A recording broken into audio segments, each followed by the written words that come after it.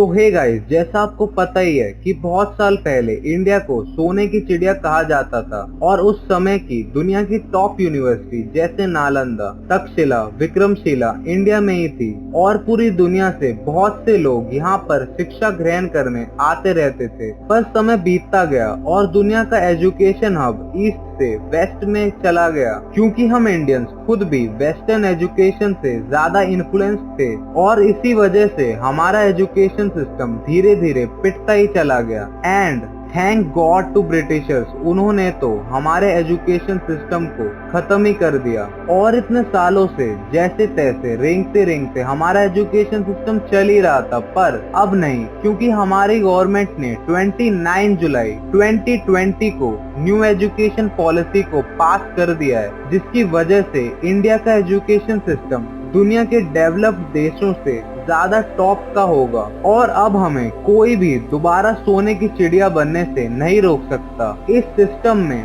Mainly 5+3+3+4 पे focus किया गया है। मतलब अगर हम करंट एजुकेशन सिस्टम को देखें तो इसमें पहले नर्सरी, किंडरगार्टन, फिर प्राइमरी, फिर सेकेंडरी और फिर हायर सेकेंडरी, उसके बाद कॉलेज। तो इस सिस्टम को हम 10+2 कहते हैं और 2 बोर्ड एग्जाम होते हैं, एक 10th में और दूसरा 12 में, जिसमें हम बच्चे 10th में पूरी साल रटते हैं और फिर एग्जाम में उल्टी करके आते हैं और थोड़े खुश होते हैं, पर फिर एक साल बाद वही रटना चालू। और अगर हम ग्लोबली देखें तो वहाँ इतना स्ट्रेस नहीं होता। अमेरिका में भी सिर्फ एक बोर्ड एग्जाम होता है 11th स्टैंडर्ड में, पर न्यू एजुकेशन पॉलिसी में 5 का मतलब है प्राइमरी 1st to 5th और 3 का मतलब है 6th, 7th, 8th और फिर हायर सेकेंडरी 9, 10th, 11th। इसमें 12th को 11th के साथ ही मर्ज कर दिया गया है और हमें 9, 10th, 11th में एग्जाम की टेंशन लेने की कोई जरूरत नहीं है। और उसके बाद अगर कोई चाहे तो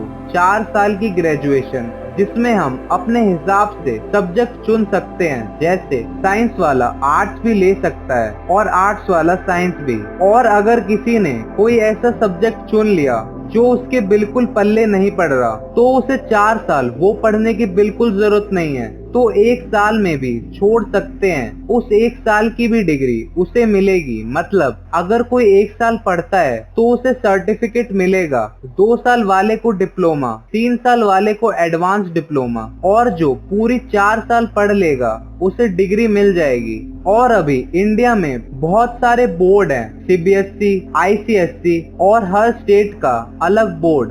पर इस पॉलिसी के इम्प्लीमेंट होने के बाद एक स्टैंडर्डाइज बोर्ड होगा और इन सब को ग्लोबली इंटीग्रेट किया जाएगा और 6 स्टैंडर्ड में से वोकेशनल ऑक्यूपेशन स्टडीज में ज्यादा फोकस किया जाएगा, जैसे प्लम्बरिंग, कारपेंट्री, पोएट्री, कुकिंग भी एज अ सब्जेक्ट सीख जाएंगे। और 6 से 8 तक आपको बहुत सारी चीजें सिखाई जाएंगी। आप 9 से 11 तक अपनी पसंद का सब्जेक्ट चुन सकते हो।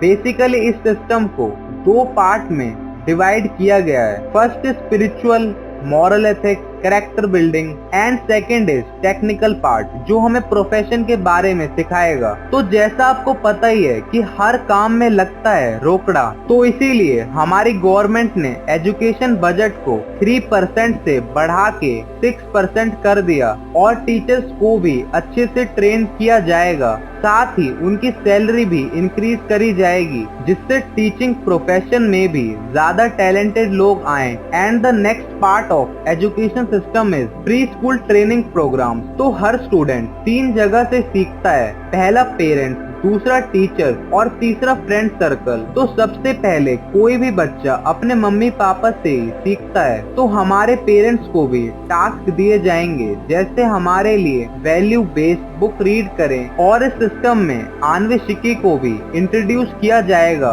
तो चाणक्य कहते हैं आन्वेषिकी का मतलब है strategic thinking, the ability to investigate logical thinking. और अगर आपको बनाना है स्पोर्ट्स में करियर, तो उसके लिए भी स्पेशल सब्जेक्ट होंगे, क्योंकि हेल्थ और फिटनेस में मेन फोकस होगा और आप योगा और फिटनेस में भी आसानी से करियर बना सकते हैं। और इस सिस्टम का एक फोकस यह भी होगा कि पूरी कंट्री में हर स्टूडेंट एक जैसा एजुकेशन ले सके। मतलब अगर एक बच्चा तमिलनाडु में एजुकेशन ले रहा है तो वही सेम एजुकेशन आंध्र प्रदेश के एक छोटे से गांव में बैठा बच्चा भी ले सके। अब देखते हैं कि हमारी गवर्नमेंट इसे कैसे इम्प्लीमेंट करती है, क्योंकि हमारे एजुकेशन सिस्टम में करोड़ों स्टूडेंट हैं जो डायरेक्टली इफेक्ट होंगे और टीचर्स को भी नए सिस्टम को अपनाना होगा। तो आपको क्या लगता है न्यू एजुकेशन पॉलिसी 2020 के बारे में? नीचे कमेंट करके जरूर बताएं। और अगर आपको वीडियो अच्छी लगी तो लाइक करें और शेयर करें अपने सभी दोस्तों के साथ। और ऐसे ही इंटेलेक्चुअल फैक्ट को देखने के लिए इस चैनल को सब्सक्राइब करना ना भूलें। Thanks for watching this video.